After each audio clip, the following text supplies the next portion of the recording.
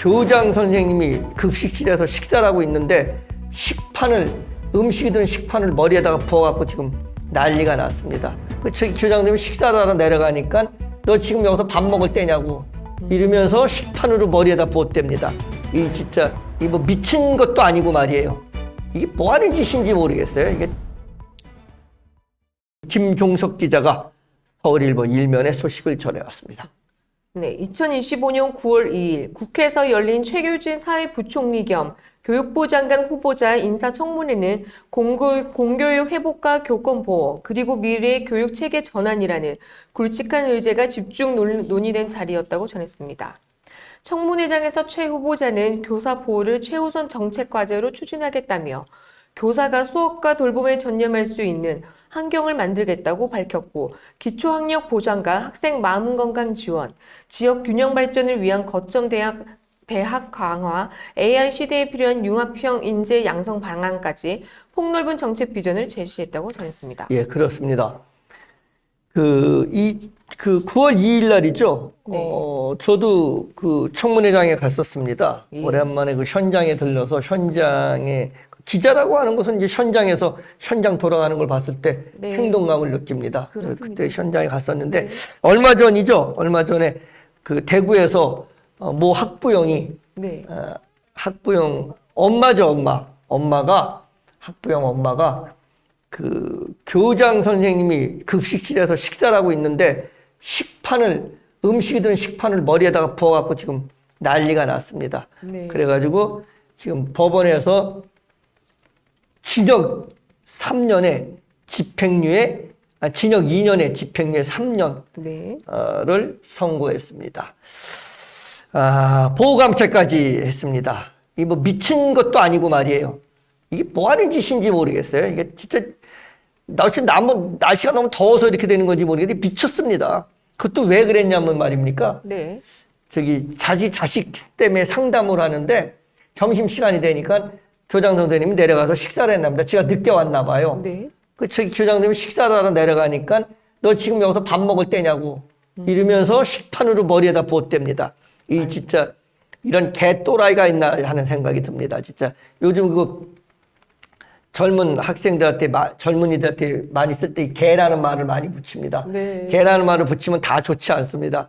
뭐 개 같은 경우, 뭐 개모, 개또라이가 있는 것 같습니다. 이게 진짜 또라이입니다. 또라이. 이런 진짜로 이 방송에서 이런 부적절한 말이긴 하지만 유튜브 방송이니까 할 수 있는 얘기입니다. 진짜 개또라이입니다. 이런 미친 XS가 있습니까? 이거 어떻게 말이 됩니까? 지새끼가 상담하겠다고 그것도 교장 선생하고 상담하는데 교장 선생님이 식사하러 갔다고 기다려야지. 지금 밥 먹을 때냐고 하면서 네. 아니 그럼 점심시간 되면 밥 먹을 때면 밥 먹을 때지. 그럼 그때가 무슨 때예요? 전쟁이 일어날 때 또 밥은 먹습니다. 군인도 밥을 먹고요. 네. 전쟁이 일어나도 밥을 먹고 부모가 돌아가셔도 밥을 먹고 초상이 냈어도 밥은 먹습니다. 무슨 말인지 알 수가 없어요. 이런 개또라이 같은 징역 2년에 집행유예 3년 너무 약합니다. 네. 내가 봤을 때 이런 인간들은 한 20년씩 때려야 된다고 생각을 합니다. 이게 말도 안 되는 짓거리가 무슨 교권. 사람이라는 게 이 형평성에 어긋나면 안 된다고 생각합니다. 그렇죠? 최수지 아나운서? 네. 맞습니다. 그렇습니다. 좀 형평성이 그리고 너무 한쪽으로 치우치면 안 된다고 생각합니다. 우리나라 태극기를 한번 보세요. 태극마크 한번 보세요. 한쪽이 내려가면 한쪽이 올라갑니다. 똑같이 균형을 맞추는 게 바로 태극마크입니다. 대한민국이 원하고 대한민국이 함께 오자는 그런 생각이 뭐냐면 균형 있는 것, 그것도 정체되지 않는 일자가 아닙니다. 태극기는 이렇게 곡선을 그리고 있습니다. 그게 무슨 얘기냐? 생동감 있이 움직이면서도 균형을 잡는 그런 나라를 만들겠다고 하는 것이 대한민국입니다. 그게 바로 태극기의 정신입니다. 이게 뭡니까 이게? 학생 인권 저기하겠다고 하면서 해갖고 시작됐던 것이 교직원 인권은 어디 가고 이 교직원 인권이 바닥을 떨어지면 그곳에는 교육이 없습니다. 교육이 없는 나라에 무슨 미래가 있겠습니까? 정신 똑바로 차리셔야 됩니다. 어디 감히 이런 일이 있습니까? 어디 학부형이 어디 교장 선생님한테 그것도 먹던 밥 폭탄을 머리에서부터 갖다 들이부읍니까? 이게 말이 됩니까?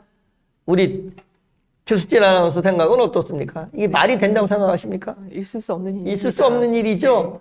무슨 이유를 갖다 댄다고 해도 이건 변명이 안 되죠. 네. 예, 변명이 안 됩니다. 이게 말이 되는 소리입니까? 그렇습니다. 예, 이런 짓을 해서는 안 된다.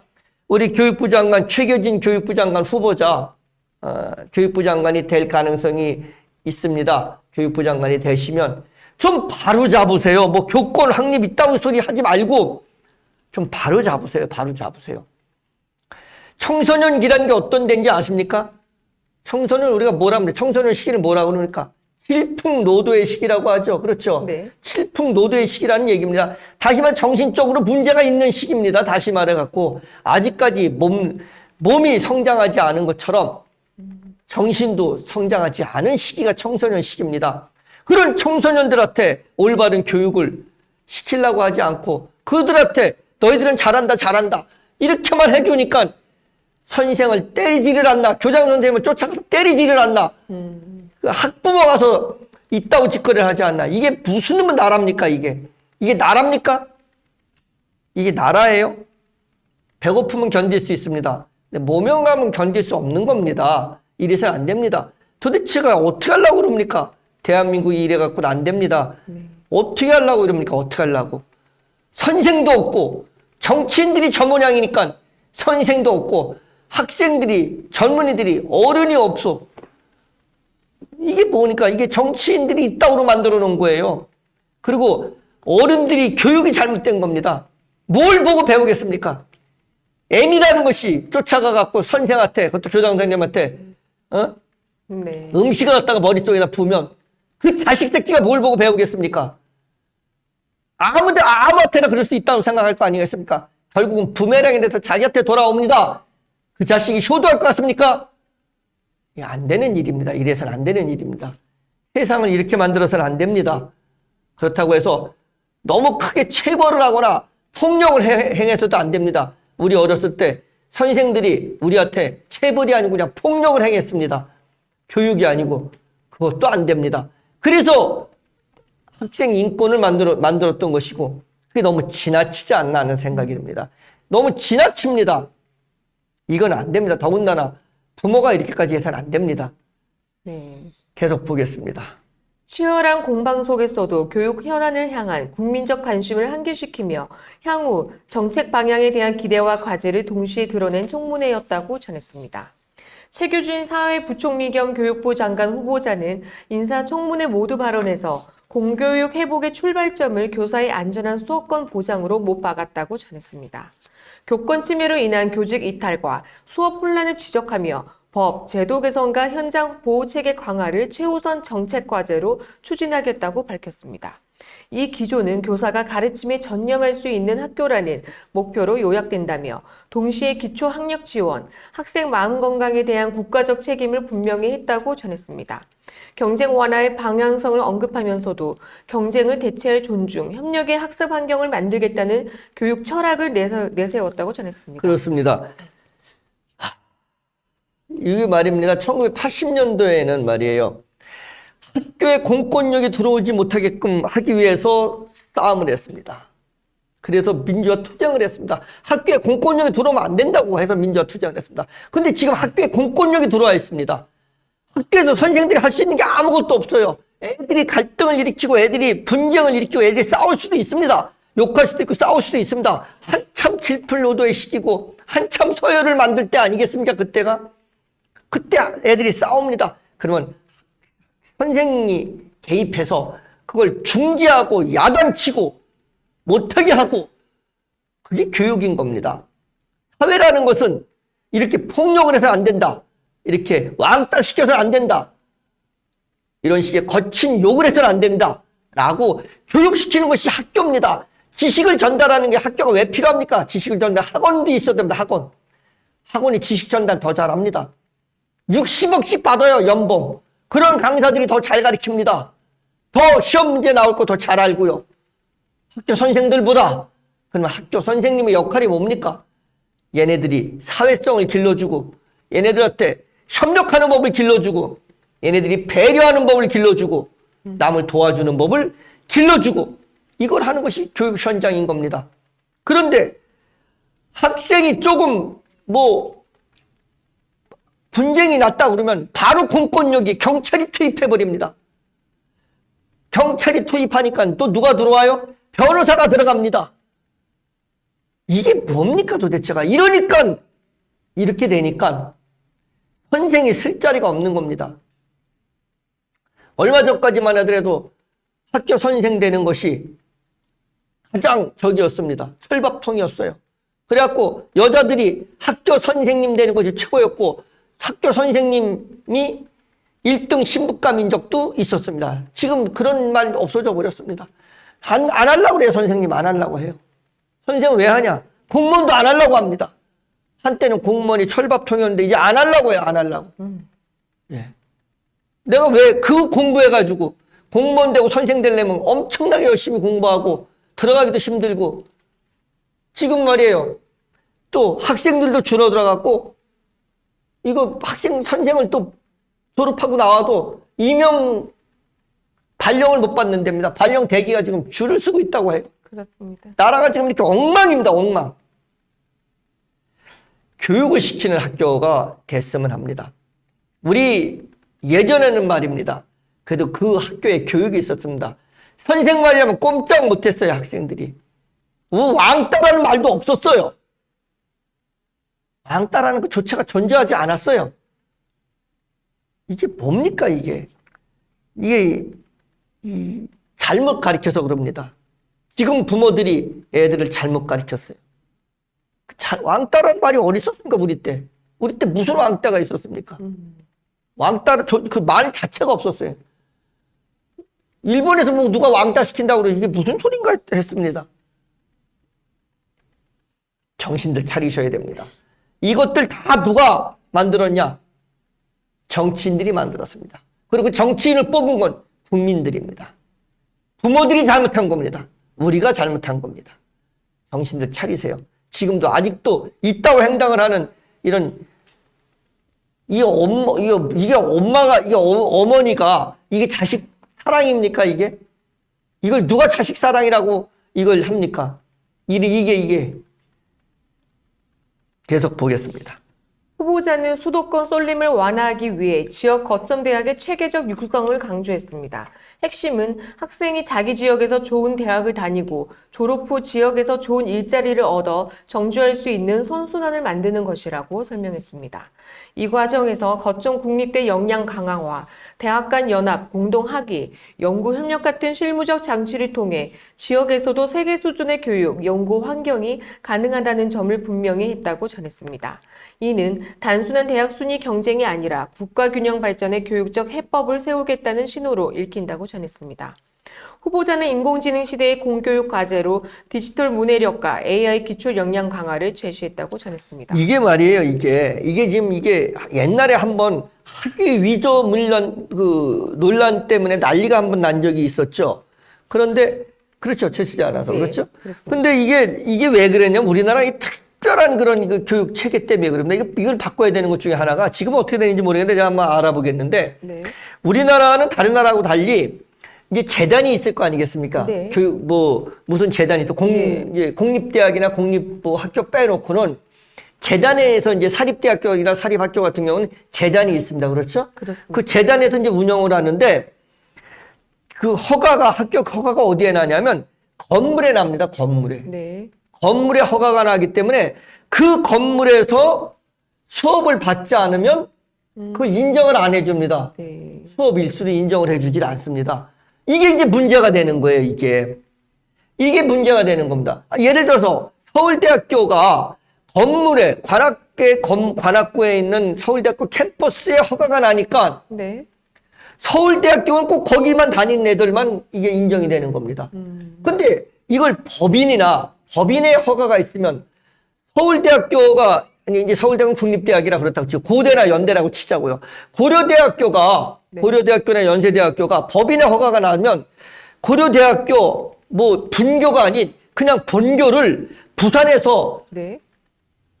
강의를 할 수 있습니다. 네. 연세대학교를 부산에서 강의할 수 있습니다. 근데 이게 허가가 이게 거기서 나는 게 문제인 겁니다. 이게 지금 이게 건물에서 나는 게 네. 이게 문제입니다. 이걸 바꿔야 이것 때문에 이 문제가 되는 겁니다. 이걸 바꿔야 되는 겁니다. 이거를 빨리 완화시키면 그래서 여기 지금 이제 대학 간 연합 공동 학위 연구 협력 같은 실무적 장치를 통한다 이랬는데 이제 요거 약간 완화시켜주는 그런 내용인 것 같습니다. 이거 제가 아주 예전에 아주 굉장히 관심 있게 내가 봤는데요. 이거 완화시켜야 되는데 이거 완화시키지 않으면 법인에다가 이 허가가 주어지지 않으면 이거 아주 안 되는 겁니다. 건물에 허가가 주어지니 그러니까 우리가 외국으로도 못 나가는 거예요. 외국으로도 법인에 허가가 돼야지 외국으로 나가죠. 다른 나라에. 네.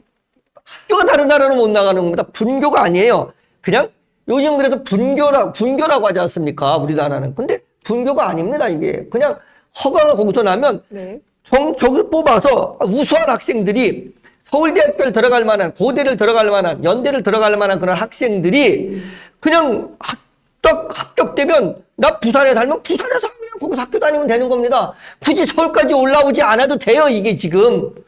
근데 이게 서울까지 올라와야 되지 않습니까? 네. 그럼 서울에도 학교를, 만약에 연대가 지금 인천에도 있고 원주에도 있지 않습니까? 고대가 조치원에도 있는데 네. 거기면 조치원 캠퍼스라고 얘기하지 그냥 말은 그렇게 하지만 분교 같은 느낌이 들지 않습니까? 네. 근데 그게 우리가 법인의 허가가 나면 똑같은 실력을 가진 애가 목포에서 공부할 수도 있고 부산에서 공부할 수도 있습니다. 그렇지 않겠습니까? 그렇습니다. 그렇습니다. 이렇게 시켜야지 되지 않을까? 이게 정주 여건이 그래야 거기서 졸업하고 서울까지 안 올라오고 거기서 졸업하고 거기서 할 거 같습니까? 이 정책적인 거 이렇게 하셔야 됩니다, 이거. 네. 근데 물론 이제 다른 사립대학들이 네. 야, 그럼 우리 대학은 학생들이 모집이 안 되지 않냐? 이렇게 얘기하는데 어차피 거기 학교 갈 애들이 몇 명이나 되겠습니까? 그 캠퍼스를 줄이고 지방을 이양시켜줘야죠. 이 정책이 엉망입니다, 이거 지금. 네. 계속 보겠습니다. 네. 동시에 AI 시대에 더 요구되는 것은 사고력, 창의력, 문제 해결력과 같은 인간 고유의 역량임을 강조하며 이를 뒷받침할 인문, 시민교육의 강화를 약속했습니다. 기술 중심의 단기 프로젝트가 아니라 수업, 평가, 교원 연수까지 아우르는 전주기 재설계를 지사했다고 전했습니다. 도덕성, 정치적 편향 논란에 대해서는 거듭 사과했다고 전했습니다. 과거 음주운전에 대해 평생 가장 후회되는 일이라고 밝히며 당시 상황과 이후 반성의 태도를 분명히 했다고 전했습니다. SNS 게시물로 촉발된 논란에 대해서도 동의하지 않거나 부적절했던 부분을 인정하고 상처받은 이들에게 사과의 뜻을 전했습니다. 예, 그렇습니다. 교육부 장관이 음주운전을 했던 이력이 있습니다. 이거 우리 지금 말이에요. 연예인들이 말이에요. 연예인들이 누구를 가리키는 사람도 아닙니다. 그냥 자기 재주로 먹고 사는 사람인데 그 연예인들도 음주운전하면 어떻게 돼요? 퇴출돼 버립니다. 그렇죠? 근데 교육부 장관입니다. 네. 대한민국 교육을 책임져야 되고 얼마나 이 교육이 중요하면 그렇습니다. 부총리라고 합니다. 부총리. 네. 부총리 자리가 교육부하고 경제부 이런 부총리 자리를 줍니다. 그 부총리입니다. 이게 그냥 장관 중에서도 선두인 총리급입니다. 부총리급인데 서열이 앞입니다. 장관 중에서도 그런 자리를 음주운전 경력이 있는 그런 사람이 과연 돼야 되느냐 하는 그 생각도 듭니다. 네. 하지만 또한 이런 미국의 재벌들이 그 재단을 하나 만들었습니다. 그 재단을 만들고 그 재단에다가 네. 자기 재산을 50%를 내놓으면서 네. 했던 말이 있습니다. 슬로건이 있습니다. 그 슬로건이 뭐냐면 과거 없는 성인 없고 미래 없는 악인이 없다. 이런 슬로건으로 재단을 만들었습니다. 다시 말해서 지금 성인이라고 할지언정 과거에 그 사람이 성인으로 계속 살아왔겠느냐? 과거에 리스크는 있지 않겠느냐? 또 지금 악인이라고 하더라도 이 사람이 미래에 계속 악인이라고 볼 수는 없지 않냐? 네. 인간은 잘못된 건 용서해주고 편견을 갖지 마라 라는 그런 말로다. 좋은 슬로건이라고 생각을 합니다. 과거 음주운전에 대해서 신랄하게 비판받아야 되고 그리고 잘못됐다고 진정한 사과를 하고 그리고 좋은 그런 장관이 됐으면 하는 그런 생각입니다. 계속 보겠습니다. 청문회장의 공방은 치열했지만 후보자는 사과와 정정 그리고 정책 설명으로 일관하려는 모습을 보였다고 전하며 이는 향후 장관직 수행 과정에서 정책 중심의 소통을 강화하겠다는 의지의 표현으로 해석된다고 전했습니다. 후보자는 중등교사 출신이자 세종시 교육감 3선의 오랜 현장 경험을 갖고 있는데 청문회 당일자로 교육감직을 사임하며 중앙무대에 이동한 배경에는 지역에서 검증한 학교 혁신과 학생 중심 교육을 국가 단위 정책으로 확장하려는 문제의식이 자리한다고 전했습니다. 특히 한국민주주의의 교권 회복, 기초학력 등 중장기 어젠다를 국가 차원에서 조율할 수 있는 컨트롤 타워로 교육부 역할을 강화하겠다고 메시지를 읽힌다고 김정석 기자가 서울일보 일면의 소식을 전해왔습니다.